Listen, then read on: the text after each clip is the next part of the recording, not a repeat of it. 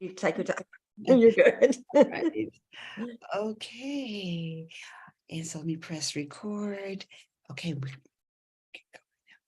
Okay. Okay.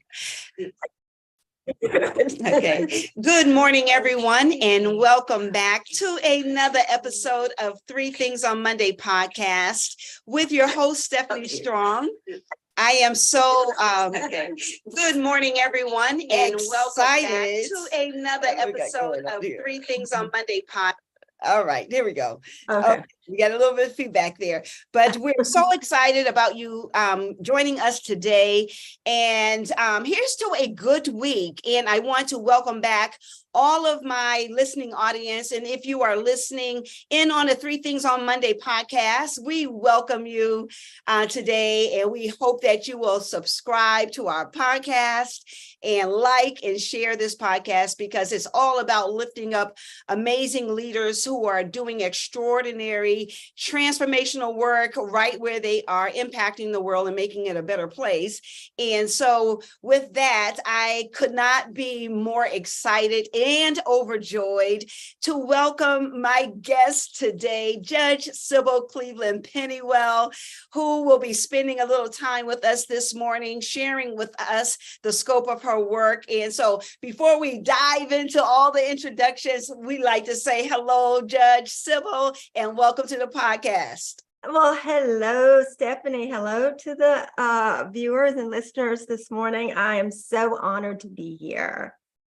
Well, we are definitely honored to have you. And I tell you, I have known Judge Sybil Cleveland-Pennywell for about 8 years now, and she is one of the most supportive people I have ever met. And I trust me when I say I am not the only one who shares that sentiment.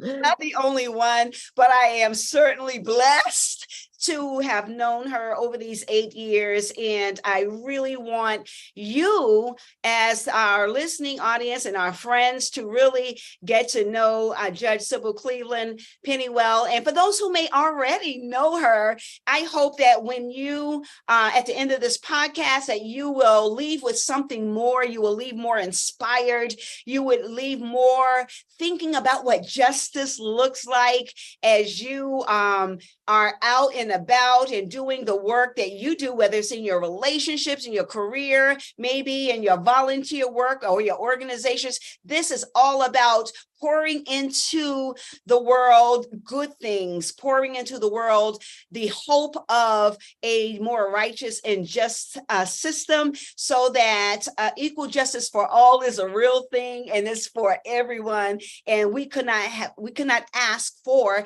a better, more prolific stalwart of justice than Judge Sybil Cleveland. And so I would like to share a little bit about Judge Cleveland-Pennywell. You would want to know that she was born and raised in Hartselle, Alabama.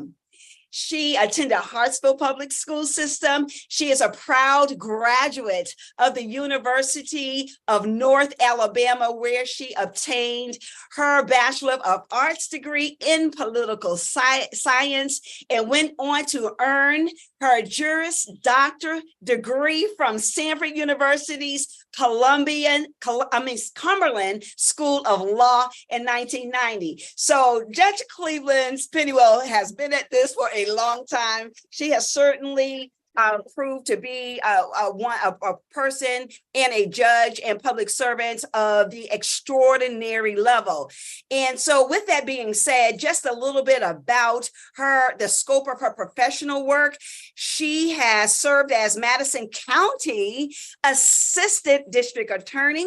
She has served as the City of Birmingham Municipal Prosecutor and currently serves as the Municipal Court Judge for the City of Huntsville right here in Alabama. She is on her fourth year term, and she would actually, for those who may not know this, she was one of the first municipal court judges to formally train as a certified mental health Court judge. And throughout this podcast, you're going to learn more about the specialty courts that she created and created and curated, and continues to really lead in that field across the state. So Judge Cleveland, she has other specialty courts that include domestic violence court, that includes jail diversion, veterans court, and recently the unhoused court program. And for those who may be hearing this for the very first time, she was elected the first African-American female president of Alabama's Municipal Judges Association, encompassing 270 municipal courts, and currently serves as the organization's advisor. Judge Cleveland-Pennywell also served 3 terms on the Alabama Judicial Study Commission and was recently appointed by the Alabama Supreme Court to the state's highest court ad hoc committee on criminal rules of procedure. Ladies and gentlemen, so welcome to the podcast, Judge Sybil Cleveland-Pennywell. We're so glad. There's so much more. That is a snapshot of her work, which really not only includes Alabama, but expands across the states. And we are so pleased that we get to share and hear about her work. And so without further ado, I'd like to kick this conversation, because it is a conversation. It's a conversation. Absolutely. And so, everybody always wants to know what inspires people to do the work that they do. So in like manner, we would like to know what really inspired you to become a municipal judge, and how has your journey and your perspective on justice shaped your view on the greater good for the community at large? Well, first of all, thank you for that introduction, Stephanie. I really, really am so humbled and honored that you asked me to be your guest this morning. And so I'm happy to talk about my journey and how I got to this moment in time in terms of the career and my love for our community. But I wish I could tell you that I aspired to become a judge, let alone a municipal court judge. That is not how it happened. It was not a perfect trajectory at all. One thing that I did know from a very early age in life is that I wanted to become a lawyer. And of course, as you know, I did graduate from law school in 1990. So when I, made that decision way back when, I think I was probably around my sophomore year of high school that I knew definitively that that's what I wanted to do.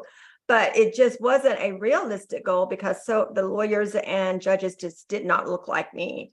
But I knew that there were disparities in the system because I had initially, when I was in first grade, I went to an all-Black school.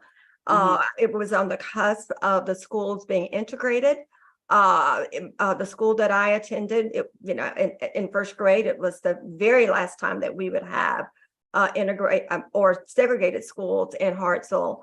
But when I got to the integrated school, just getting through that process and going through that, it was challenging. I think any of us that grew up during that time can identify with those challenges. So I knew full well that there were disparities. So by 10th grade, I knew I wanted to become a lawyer, and that was really the only way that I felt that that my voice could be heard, and I could be able to realize my dream of leveling the playing field for all people. But then it wasn't perfect. By the time I graduated from high school, although I had planned to go to a 4-year college, I had to change that plan. My mother became ill, and she was diagnosed with lupus, so I had to change my whole plan. Ended up going to junior college at Calhoun, which is a great institution, but it wasn't exactly on my radar at that time, but of course, yeah, I had to change my plan. So I ended up at home helping my dad to take care of my mother. But unfortunately, she didn't live long after her diagnosis. She passed away. And that about 6 months or so after I had started college. And so shortly after she passed away, my dad passed away. And so, my grades were horrible. I dropped out. And so that was pretty much it. I thought that I would not ever go to law school, or I would never be able to realize that dream. And then, of course, miraculously, as God always does, he looks over us. And some men that my dad worked with brought this little jar of money to our house while I was in my deep depression, presented it to me and told me that my dad had just kind of been putting that away for years, bragging to them that his little girl would one day go to law school. And so there I was, I had dropped out. I knew I had to try to pull myself together. So I recommitted myself and was able to take the classes that I had been failing over again. And I did well. And of course, the rest is history. Here I am now. And that experience is I think, one of my watershed moments that I draw upon, because it was a very, very weak time. I needed a second chance. I was given a second chance. I persevered through challenges. People persevere through challenges. So I feel like I can identify with people, because I understand that life isn't perfect. It doesn't go perfectly.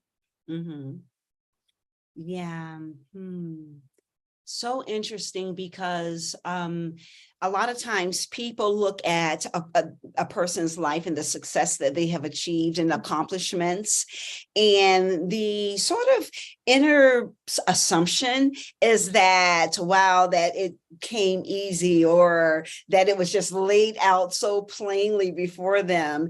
And what you just shared really gives rise to this idea that life is not linear. It's not a smooth road. No. But once you make a decision that you're going to do something, even when you have to recommit to that decision, because life comes at you, you're not always prepared for the challenges of life, you can still achieve your dream or your goals. And that's what I'm hearing here. And I just love your transparency around that, and your ability to relate your story in such a way that anyone on their path to success, whether it's education, whether it's a goal, maybe it's to finish school, or to make more A's or B's, or even further on to start a business or seek a promotion, that there's always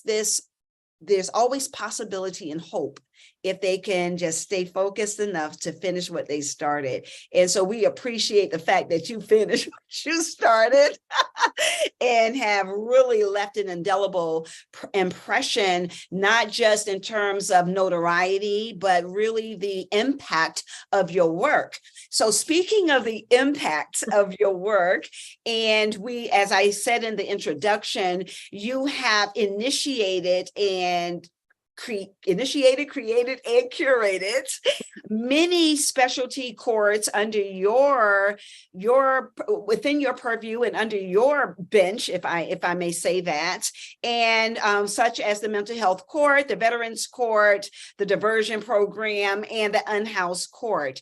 And I'm just curious to know, how have these experiences in building out these courts shaped your understanding of the unique challenges faced by these populations?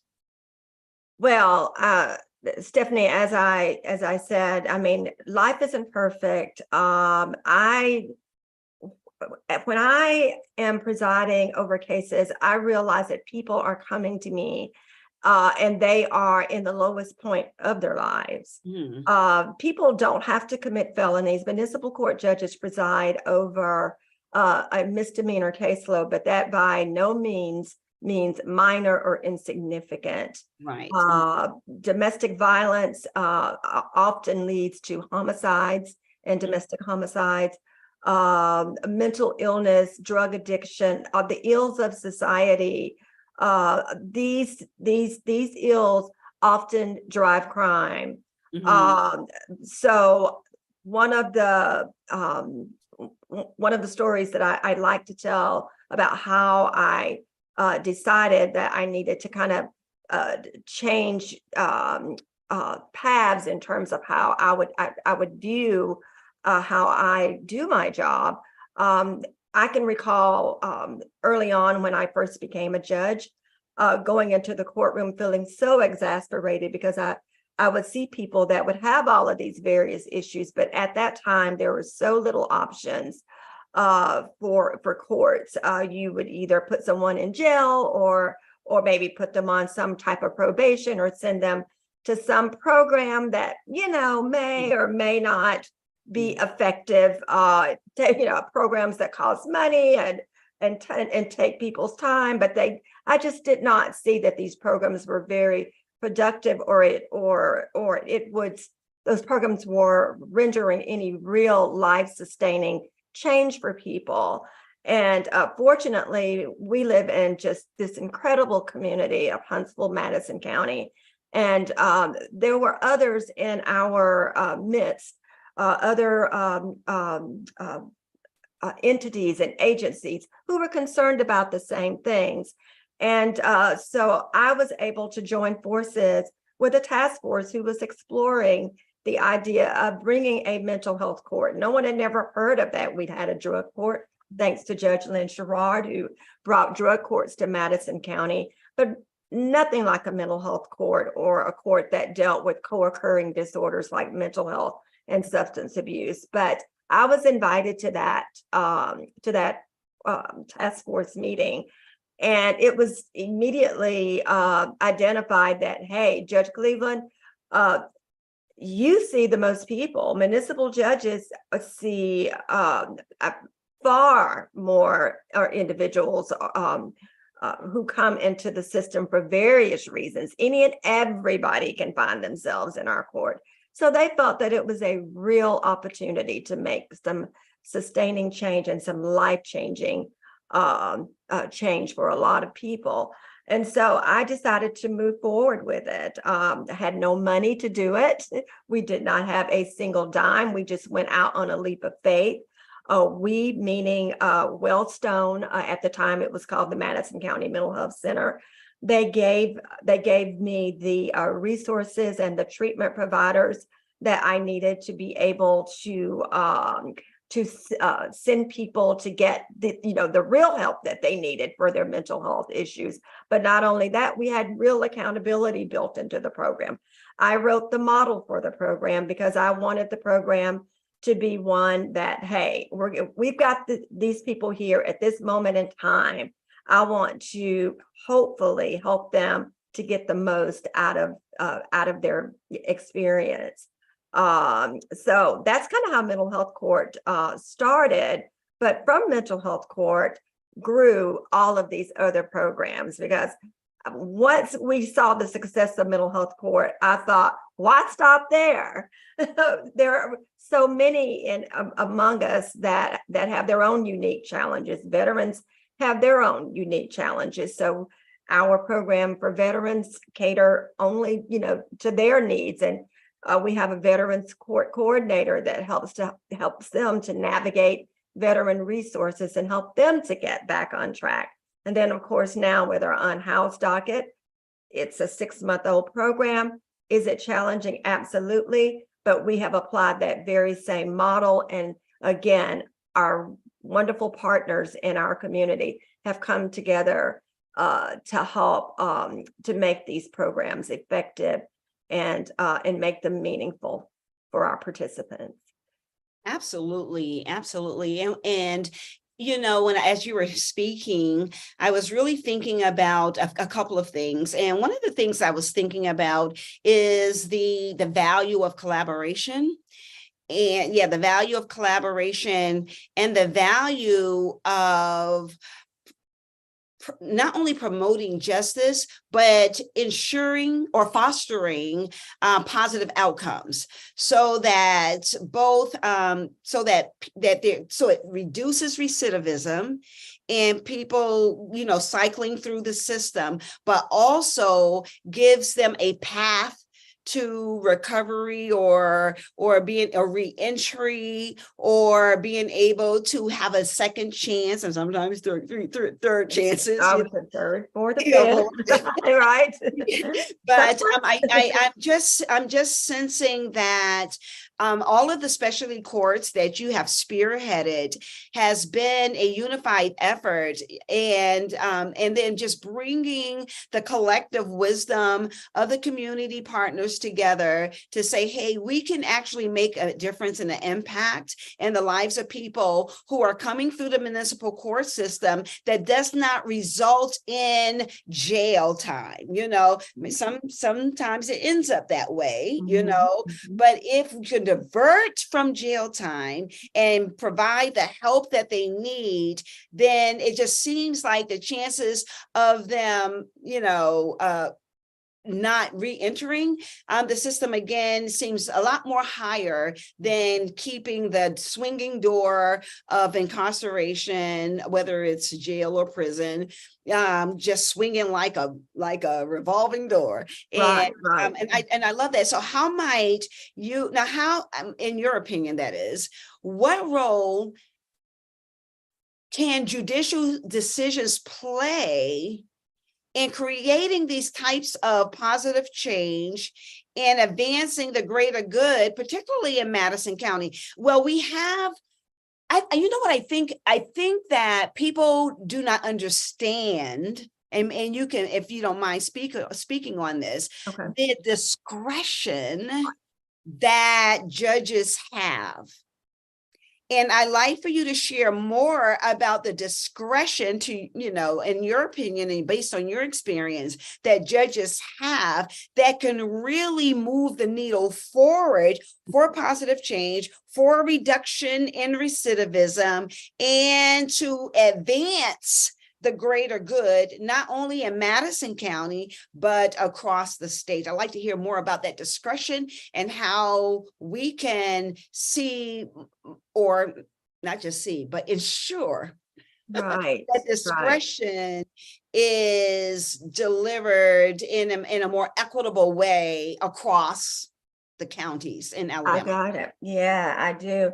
So Stephanie, judges we know that judges should be learned in the law. We're trained. We should have the expertise and hopefully a background before we ever take the bench that would make us,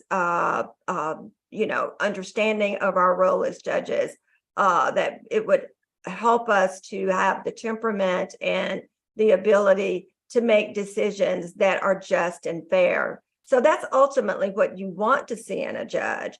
But in addition to having, the legal training and all of the skills, judges have a wide range of discretion to make decisions that are not always the letter of the law, so to speak. So we have the discretion to, whether or not we want to send someone to jail or whether or not we want to give someone an opportunity at rehabilitation. Ultimately, in the courtroom, a judge is that ultimate decision maker. Ultimate decision. That is a lot of power. That is a lot of power and control that you have over a single individual's life. That decision, whatever that is, that decision of that judge is going to affect that person and potentially generations of that person's family for life. Yeah. For life. I don't take that for granted ever. I realize that discretion is something that should never be abused, and it should be, for me, now this is for me, I use my discretion prayerfully. Prayerfully. Because I don't check, I don't check who I am at the door when I walk through, into the courtroom. When I walk through the doors of the courtroom and I take the bench, I'm taking all of me in there. I can't just check I can't check, that, I've had my own challenges. I can't check all of that at the door and say, oh, forget about that. I'm going to walk in here and it's just me in this black robe. That is not how it works for me. Mhm. And I realized that those discretionary decisions, it's going to be a major factor in whether or not someone is able to move on with their lives. Or, like you said, in some instances, there are people who need to be incarcerated for whatever reason. Unfortunately, that's a part of it. That's the least favorite part of my job, is having to reach that decision that I'm unable to rehabilitate. I'm unable to help this person move forward absent incarcerating them. Because when people are incarcerated and they get out of jail, it's like starting life all over again for some of them. Finding a job, reconnecting with their families. If they need rehab, having to restart that whole process. So anyway, so yes, discretionary decisions and who that judge is and how they use that discretion, it's very important. The community should always be concerned about who is on the benches in their communities. That's amazing. Thank you so much for really sharing that and just really peeling back the layers, particularly what came up for me as you were sharing is this idea that you bring your whole self into your judicial system. So you bring your values, you bring your morals, you bring your sense of compassion, you bring the letter of the law too, because that's really important, but you also recognize that the discretion you hold and judges hold can really impacts a person's life for the rest of their life. And when there is opportunity for rehabilitation, when there's opportunity for diversion, when there's opportunity to show mercy, that is intrinsically woven into your judicial system because of who your judicial decisions, because of who you are as a person. I think you hit the nail on the head on that. Yes, that's exactly what I'm saying. So as I'm sitting over here, I'm trying to contain myself and not be like over the moon. So as I sit and really think about the way the public decisions are made, the way judicial decisions are made, that's a tongue twister there. Yes.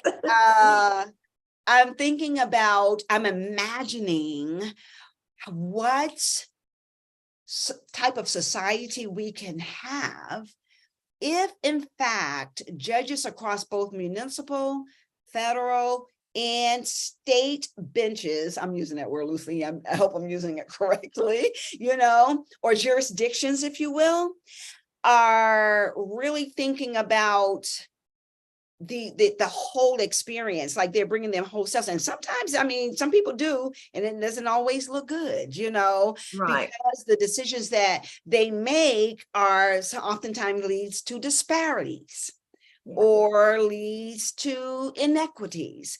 And so as a proponent of justice and really thinking about how can not just Madison County, but the rest of the municipal courts across the state of Alabama, how might you imagine the specialty courts that you have created really sort of, I like to use the word self-replicate, like they begin to replicate throughout the state based on the models that you have set right here in the Huntsville City, Madison County area. How do you imagine it can shift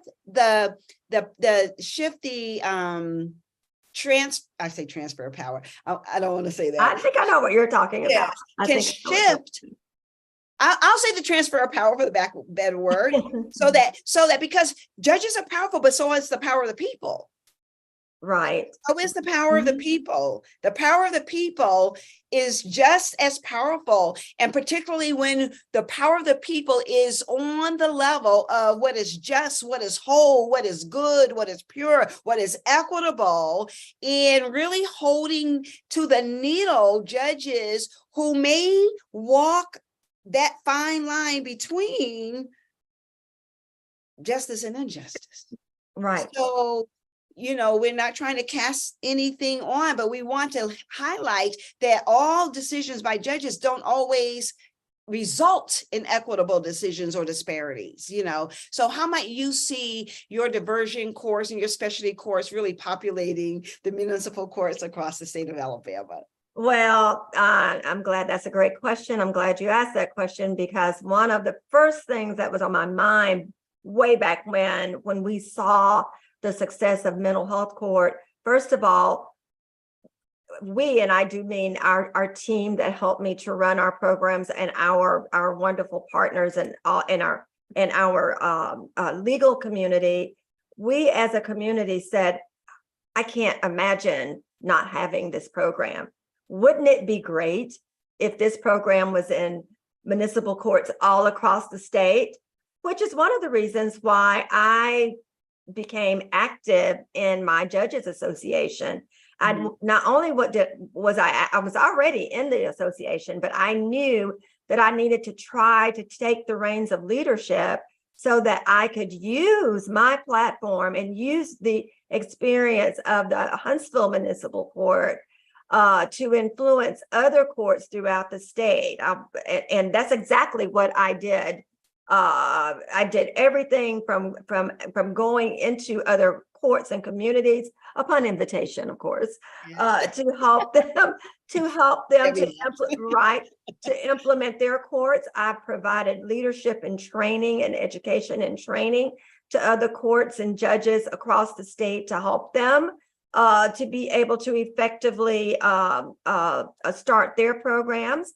I am often called upon by judges from across the state on advice on various matters within their courts and various issues that they have going on in their courts as it pertains to these specialty courts and the implementation of these courts. So so that's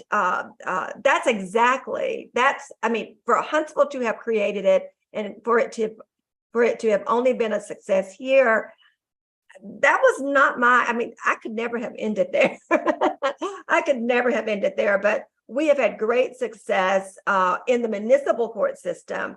We've had several municipalities throughout our states that have now started the various specialty courts, and we collaborate with them on a regular basis. State courts, of course, now here's another thing, Stephanie. Municipal courts are state courts. So when I talk about state courts, specifically, I'm talking about the district and the circuit courts. The district and the circuit courts are situated a bit differently in that particularly the circuit courts handle felony cases. And so sometimes it's a lot more difficult for a judge to make a decision of just, of rehabilitation and diverting someone from jail. It's a little difficult because the stakes are so much higher. Because once, of course, when people start committing felonies, you have to think, I'll put it like this. Judges always think about public safety, whether it's a misdemeanor or whether it's a felony. But certainly the opportunity for rehabilitation or rehabilitative programs or restorative programs, you don't have as much of an opportunity. But do our state court judges have programs such as mental health courts and drug courts and veterans courts? They absolutely do. So for the listeners and for your viewers, they need to know that yes, these types of specialty courts are within our circuits and our district courts. In fact, Madison County has a mental health court that's run by Judge Demos, and Judge Ruth Ann Hall runs a veterans court, and Judge Lynn Sherrod, who was a former district court judge, brought the first specialty court to Madison County, which was a drug court back in the early 2000s. Mhm. So as far as the federal courts also are moving towards implementing some specialty courts within the federal court system. I know this because I've received phone calls from federal probation officers who want to come and view our program because their federal court judges are wanting to move forward. So it's certainly, I think with the success of the programs throughout the country, of the specialty courts throughout the country, courts are finding out that, you don't always get success just with locking people up. Absolutely. Locking people up just means you just lock somebody up. I mean, you lock them up and it's, we want it to be, we want, to invoke change in people through whatever punishment they're given. But certainly jailing people is just not the only answer. And so I'm happy that we are now, as a judicial system, looking at all of these reform measures as opposed to, just the whole idea of putting people away. Absolutely. Oh my gosh. Wow. That was so rich what you just shared. And I tell you, I living here in Madison County in Huntsville area, I have learned so much about particularly the way laws are carried out, and through the prosecutor's office and through the municipal courts, through your leadership and all. And we could not be more proud of the work that you're doing. We are so incredibly proud of you, and that you are here, and you are such a staple in the community. And as you were talking about, there's more to rendering justice than putting people in jail, because people are attached to families. And if we can keep that in mind, that a person, they gets locked up, or they go through the justice system in a way that may end up with fines or diversion, or maybe even jail or prison time, that the families are impacted. And I know that you are a family woman. You are a woman. And so I just want to highlight, with all that you bring to the table, you also bring a wonderful a myriad and blend of family. You're married to Rodney Pennywell, who is the director of capture for Caliber Systems, Inc. And it's an aerospace defense and government contractor. And you all have 6 children. And I just wanted to name this because families really matter. And I know that family matters to you, and you have amazing children. You got Kayla, and who's a graduate of Cumberland School of Law and an assistant public defender for the state of Missouri. And Kelsey, who's 24, and she's a cum laude graduate of the University of Alabama and owner of Nails by Kelsey Nail Art Studio in Alabama. Then there's Avery, who is 23 and an honors graduate of Southern Methodist University and an investment banker with JP Morgan Chase in Manhattan, New York. And then Sydney, who's 21, who's a junior studying forensic science, which I absolutely love, at the University of Tampa's Honors College, and Jordan, who I met as and a freshman studying aviation. And we are just so pleased that you bring not only the breadth and the expanse and the height of your juris doctorate expertise, and you bring this deep sense of family, and you bring all that into the way that you make decisions on the bench. We are so proud of you.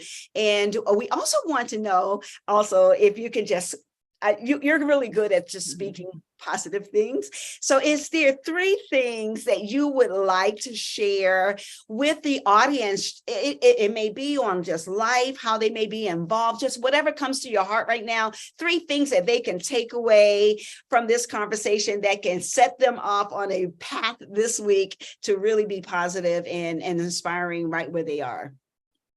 Oh, yes, I'd love to. I would love to share that, Stephanie. But before I do, because I'm so big on family, we have 6 children and I, we just and our youngest who just graduated from Bob Jones, Bryce. oh, Bryce is the one I met. Yes, Bryce. yes. Bryce will be heading off to SCAD, which is the Savannah School of Art and Design. So That's he will be right. heading off there in the fall. So that's our baby. Oh, I know as Not well. always, yes, yes. Yes, and I'm so glad. I'm thinking I met Jordan, but no, I met Bryce because he's Yeah, well, you could have met Jordan too, but yes, yes. yes. Oh, thank you so much because No problem. absolutely we have to look at Yeah, Bryce. Yes, yes. Thank you so much for sharing that because everyone matters and everyone needs to be named. yes, absolutely. So Uh, yes. so 3 things. So I would say that number one, life is not about being perfect. Mm. It's not about being perfect. Living life, I don't know of anyone who can say that their life is always going like this. Life is more like this. It's like this. So you're going to go through the hills and the valleys, but it's how you come out of the challenges that life throws at you. And I mean, we all experience loss, we all experience pain, but it's how you come out of that. That is truly what defines you. It's not how you succumb to it. So that for sure would be one of the things that I would share. Mm. And the other is to hold your family dear. The value of family, I just cannot tell you what it has done for me. And in my life, we all we all understand how important family is, but my husband Rodney and we have 6 children and we love them individually. I used to wonder how I was raised, in a family of 5 children. And I used to wonder, how does my parents find the love to love us all? And oh boy, do I understand that. Wow, that's beautiful. So the value of family and appreciating that. And my third thing would be, of course, to have a higher power that you believe in and you feel accountable to. I just don't think people do well when they don't feel accountable to a higher power. And I'm not trying to tell people how to believe or how to worship, but I always feel like there's somebody watching over my shoulders. Yeah. Always. Yeah. Always. So that would be my 3 things. That is beautiful. So, ladies and gentlemen, you have heard it from the Honorable Judge Civil Cleveland-Pennywell, who is a municipal court judge in the city of Huntsville, right here in Madison County, Alabama. And it has been an honor and a joy to share this time with you. We are so grateful for you. And you are always welcome back to come to the podcast. Anytime you've got something new that you've got going on, because you're always coming up with something innovative, please just let us know. We want to hear all about it. Judge, thank you so much for your time here. Thank you. And just before we sign off, I just want to remind our listening audience to be sure to subscribe to our podcast. Make sure you like and share. And we look forward to you joining us again on another episode of 3 Things on Monday podcast with your host, Stephanie Strong. Until next time,